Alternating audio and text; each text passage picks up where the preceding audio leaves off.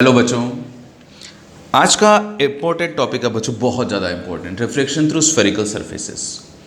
Actually आगे हम लोग लेंसेज पढ़ेंगे और लेंस को समझने के लिए इसको समझना बहुत ज़रूरी है। जो लेंस होता है ना, वो स्फेरिकल सरफेस से ही मिलकर बना होता है। तो लेंस के फंडामेंटल यहीं पे छुपे हुए हैं।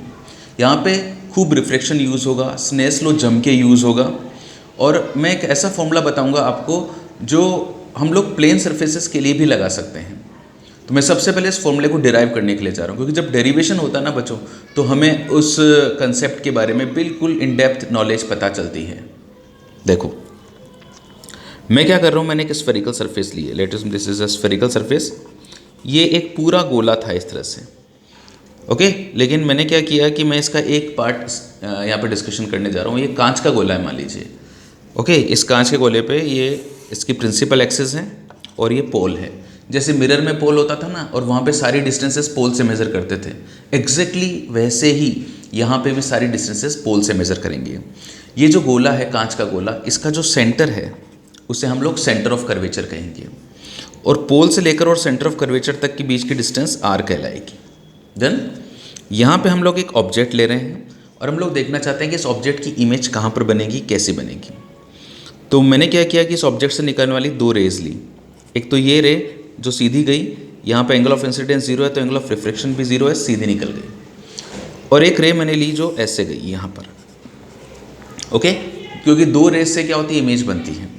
अब ये रे कहाँ जाएगी ये पता करने के लिए आपको यहाँ पे एक नॉर्मल ड्रॉ करना पड़ेगा। नॉर्मल कैसे ड्रॉ करते हैं, जिस भी पॉइंट पर नॉर्मल ड्रॉ करना हो उसको सेंटर ऑफ कर्वेचर से मिला दो, वो जो लाइन होती है वही नॉर्मल होती है। नॉर्मल के साथ जो एंगल बनेगा उसे हम लोग एंगल ऑफ इंसिडेंस कहेंगे। ये जो इंसिडेंट रे है, इस रे को बच्चों जाना तो बिल्कुल सीधा था, लेकिन आप लोग जानते हो कि जब कोई रे रेयर से डेंसर में जाती है तो टुवार्ड्स नॉर्मल बेंड हो जाती है। तो मैं इसको टुवार्ड नॉर्मल बेंड कर रहा हूँ। अब बच्चों टुवार्ड नॉर्मल बेंड करने में मेरे पास बहुत सारे केसेस हो सकते हैं। देखो ये नॉर्मल है, नॉर्मल की तरफ बेंड होना है, तो हो सकता है थोड़ी कम हुई हो, थोड़ी ज़्यादा हुई हो, थोड़ी और ज़्यादा हुई हो, थोड़ी बहुत ज़्यादा हुई हो। ये सब इस बात पर डिपेंड करता है कि इस मीडियम का रेफ्रेक्टिव इंडेक्स इस मीडियम के रेस्पेक्ट में कितना गुना ज़्यादा है। तो मान लीजिए यहाँ का रेफ्रेक्टिव इंडेक्स μ1 है, यहाँ का μ2 है। μ1 उस मीडियम का रेफ्रेक्टिव इंडेक्स है जहाँ से लाइट आ रही है, और μ2 उस मीडियम का रेफ्रेक्टिव इंडेक्स है जहाँ पे लाइट जा रही है, ओके। तो मैं यहाँ पे ऐसे लिख रहा हूँ, स्पेसिफाई कर रहा हूँ μ1 और μ2 को।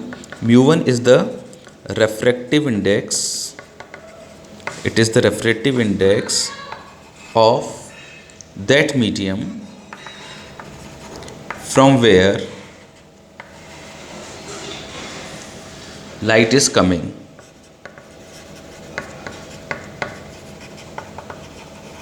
और बच्चों बताओ μ2 क्या है।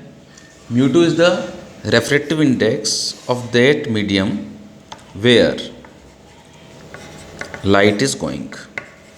ये बच्चों बहुत इंपॉर्टेंट बात बता दी है मैंने। जहाँ से लाइट आती है ना उसका रेफ्रेक्टिव इंडेक्स μ1, और जहाँ पे जाती है उसका μ2।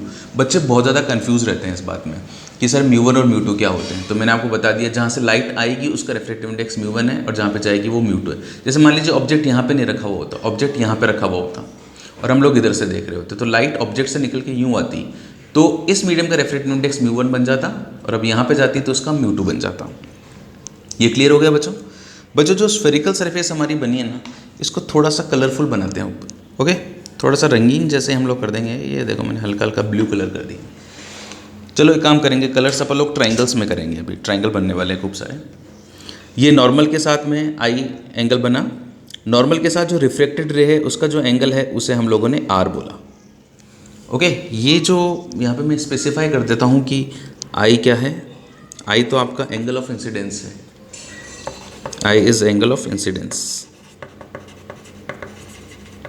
And r is angle of refraction. बच्चों बहुत मज़ा आने वाला है, इसके डेरिवेशन में बहुत मज़ा आने वाला है रियली। सारी डिस्टेंसेस पोल से मेज़र करनी है, ध्यान रखना। पोल से लेकर और ऑब्जेक्ट तक का जो डिस्टेंस है इसे हम लोग यू कहते हैं, ये ऑब्जेक्ट डिस्टेंस है। और ये जो आपकी इमेज बन रही है यहाँ पर, इमेज यहीं पे तो बनेगी, क्योंकि देखो एक तो ये वाली रे और एक वाली रे आपस में मिलेगी, ये इमेज बनेगी। तो पोल से जो इमेज की डिस्टेंस है उसे हम लोग वी बोल रहे हैं। V is image distance, U is object distance, and R is radius of the curvature. अब दो तीन बातें और बताता हूँ बच्चों। ये आई, ये आर, इस एंगल को आप अल्फा मान लो, इस एंगल को आप बीटा मान लो, और इस एंगल को आप गामा मान लो, अल्फा बीटा एंड गामा, बड़ा इंपॉर्टेंट रोल आने वाला है इनका। और एक अजम्पशन और कर लो, ये मैं यहीं पे अजम्पशन करवा देता हूँ। अजम्पशन ये है कि जो रेडियस ऑफ कर्वेचर है ना वो आप बहुत ज़्यादा ले लो, इट इज़ वेरी लार्ज। ये आपको गिवन है कि रेडियस ऑफ कर्वेचर बहुत ज़्यादा है। बच्चों रेडियस ऑफ कर्वेचर जितनी ज़्यादा होती जाएगी ना, ये सरफेस उतनी ही ज़्यादा फ्लैट होती जाएगी। और बहुत ज़्यादा अगर मैंने रेडियस ऑफ कर्वेचर ली है तो ये वाला जो एंगल है मैं इसको अप्रॉक्सीमेट 90 डिग्री बोल सकता हूँ। और 90 डिग्री बोलते ही क्या होगा बच्चों, मेरे को खूब सारे राइट एंगल ट्रायंगल मिल जाएंगे। देखो एक तो ये वाला राइट एंगल ट्रायंगल दिख रहा है आपको, एक ये वाला राइट एंगल ट्रायंगल, एक ये वाला राइट एंगल ट्रायंगल। अभी सभी का बड़ा इंपॉर्टेंट रोल आने वाला है। तो सबसे पहले तो मैं एक एंगल ये पिंक कलर से एक ट्रायंगल बना रहा हूँ। ये कैसा ट्रायंगल है जिसमें अल्फा और बीटा है। ओके, पिंक कलर वाला ट्रायंगल आपको दिख रहा होगा। थोड़ा सा मैं वो डार्क करता हूँ जिससे कि इसका इफेक्ट मज़ेदार बने। ये इसको मैंने पिंक कर दिया, ठीक है। और अब एक काम करते हैं, एक ले लेते हैं हम येलो ले लेते हैं। चलो येलो, पीले रंग का ये वाला, ये ट्रायंगल का भी बड़ा इंपॉर्टेंट रोल आने वाला है। बस अभी ट्रायंगल्स का रोल आने ही वाला है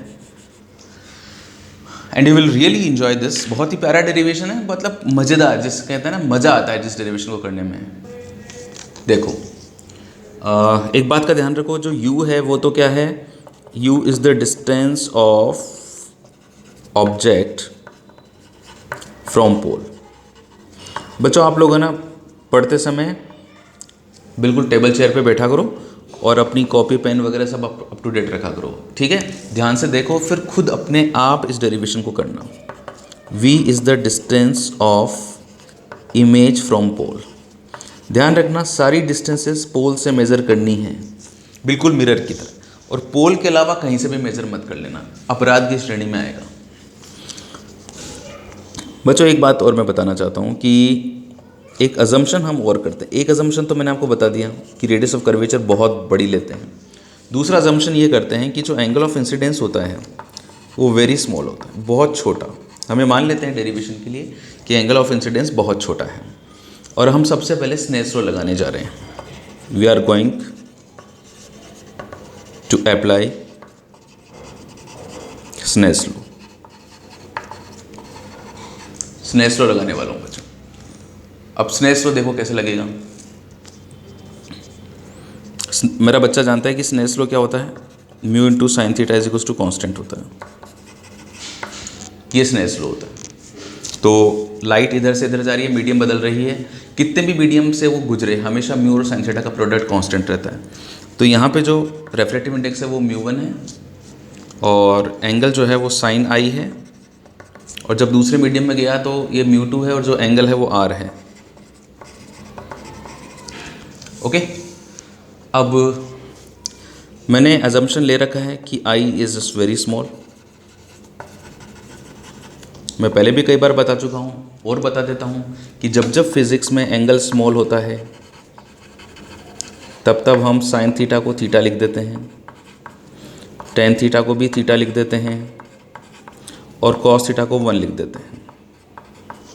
और जब ऐसा होता है, क्योंकि साइन थीटा भी थीटा और टेन थीटा भी थीटा है, तो ज़रूरत पड़ने पर साइन थीटा को टेन थीटा के बराबर और टेन थीटा को थीटा के बराबर लिख देते हैं। ये एक्जैक्टली इक्वल नहीं होता है, अप्रॉक्सीमेट इक्वल होता है। लेकिन कब, जब एंगल बहुत ज़्यादा छोटा है। तो हमने मान लिया कि एंगल बहुत छोटा है तो मैंने इसको लिख दिया म्यू1, साइन आई को मैंने आई लिख दिया, म्यू2 इंटू आर। ये मेरी इक्वेशन 1 हो गई। अब इस इक्वेशन में आई और आर इनकी वैल्यू निकालनी है और फिर निकालने के बाद में यहाँ पे उन वैल्यूज़ को सजाएंगे। जैसे आप उन वैल्यू को सजाओगे यहाँ पर तो एक बहुत खूबसूरत सा फॉर्मूला निकल कर आएगा। हाँ, मैं रेडी हूँ। मैं आई निकालना चाहता हूँ बच्चों। सबसे पहले मेरा जो टारगेट है वो आई निकालना है। और आई निकालने के लिए मैं आपको सीधे ले जाना चाहूँगा इस पिंक ट्राइंगल पर। इस पिंक ट्राइंगल में देखो, ये ट्राइंगल जो आपको दिखाई दे रहा है, एक ट्राइंगल की बहुत बेसिक प्रॉपर्टी बच्चों बचपन से ही आप लोगों ने पढ़ रखी है। और वो ये है कि जैसे अगर मैं कोई ट्राइंगल लेता हूँ, ये कोई ट्राइंगल है, ओके। इस ट्राइंगल में ये एक्सटीरियर एंगल है और ये इंटीरियर एंगल्स हैं।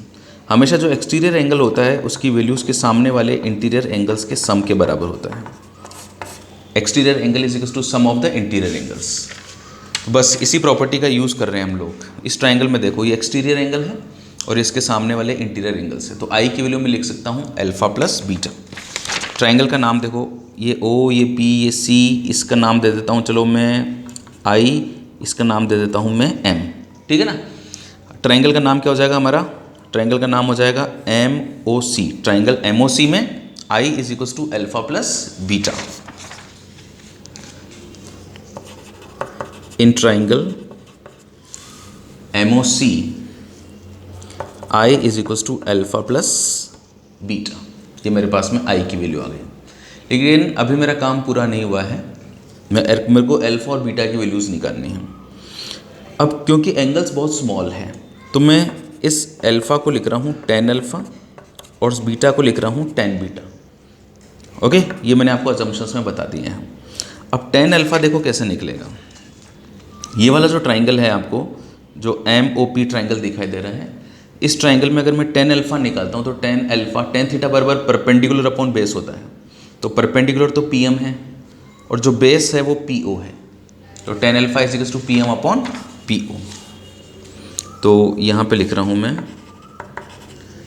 इन triangle M O P, in triangle M O P tan alpha is equals to P M upon P O, P M upon P O. और tan beta निकालना हो तो ये वाला ट्राइंगल लेंगे, tan beta is equals to perpendicular upon base P M upon P सी।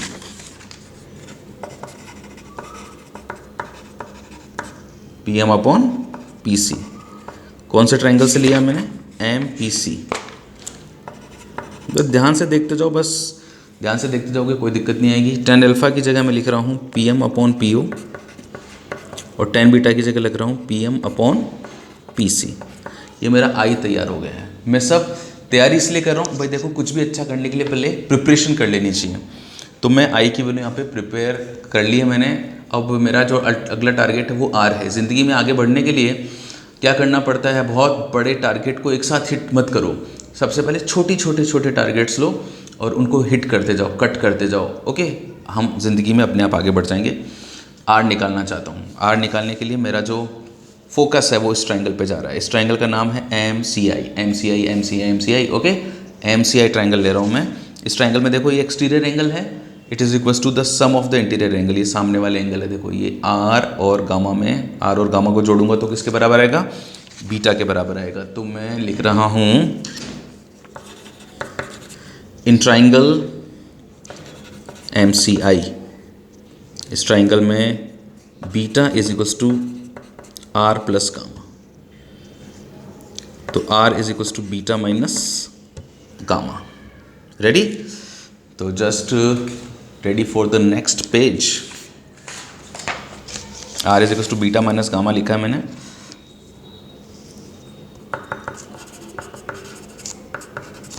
अब जो beta है इसे लिखेंगे tan बीटा और गामा को लिखेंगे tan गामा। tan बीटा और tan गामा देखो कहाँ से मिलेंगे, tan बीटा यहाँ से मिलेगा in triangle M P C.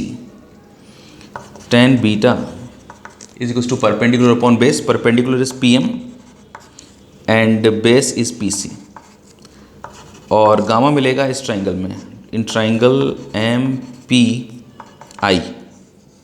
tan gamma is equals to perpendicular upon base, perpendicular is P M and base is P I.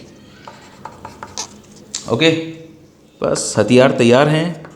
P M upon P C minus P M upon P I. ये R आ गया भैया, आई भी आ चुका है, are भी आ चुका है। अब बस हमारी लाइफ में बल्ले बल्ले होने वाली है, क्योंकि इक्वेशन नंबर 1 ये रही, इसमें वैल्यूज पुट करने वाले हैं। by putting values of I and R in equation number 1। बचपन से करते आ रहे हैं ना, 5वीं 6वीं से चालू हुई थी ज़िंदगी में चीज़ें, और ये कभी ख़त्म ही नहीं हो रही, होने भी नहीं चाहिए। बहुत शानदार चीज़ें हैं ये। आई की वैल्यू पुट कर रहा हूँ बच्चों, जो मैंने निकाली थी P M upon P O plus P M upon P C और आर की वैल्यू निकाल रहा हूँ मैं P M upon P C minus P M upon P I. Okay, बस काटने की बारी आई है भैया। आप इधर के पी एम से काटा इधर का पी एम, म्यू वन। अब इन ये सब वैल्यूज़ पुट कर रहा हूँ मैं, पी और इन सब की वैल्यू है ना, विथ साइन कन्वेंशन रखनी पड़ेगी, साइन कन्वेंशन के साथ। तो देखो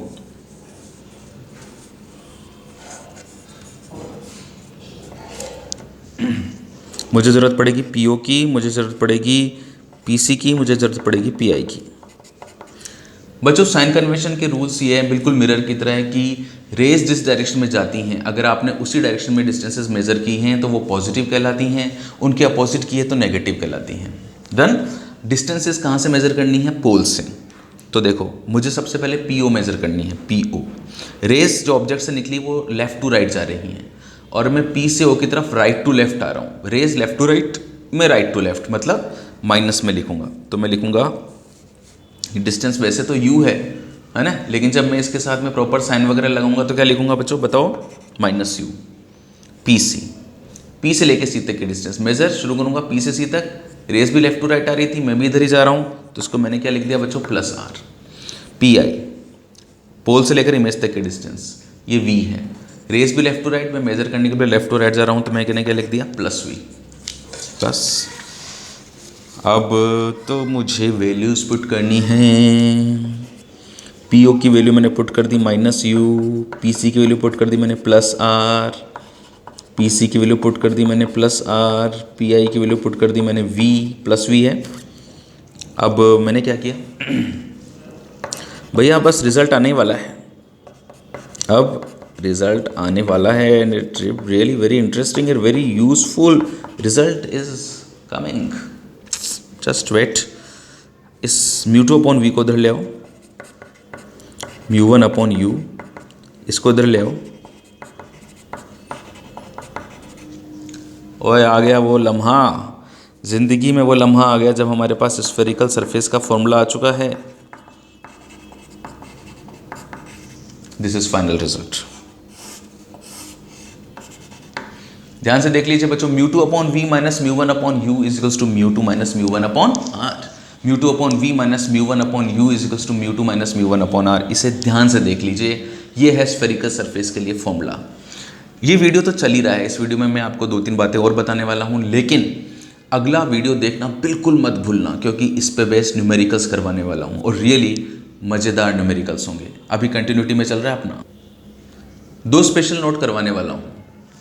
देखो ये फॉर्मूला तो निकाल लिया, अब लीनियर मैग्निफिकेशन का फॉर्मूला भी निकालेंगे कि भाई मैग्निफिकेशन कितना कर रहा है, कितना मैग्नीफाइड कर रहा है स्फेरिकल।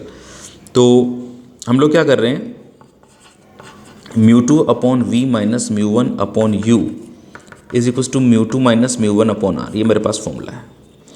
अब मैं इस फॉर्मूले को कंपेयर कर रहा हूँ, कंपेयर दिस फॉर्मूला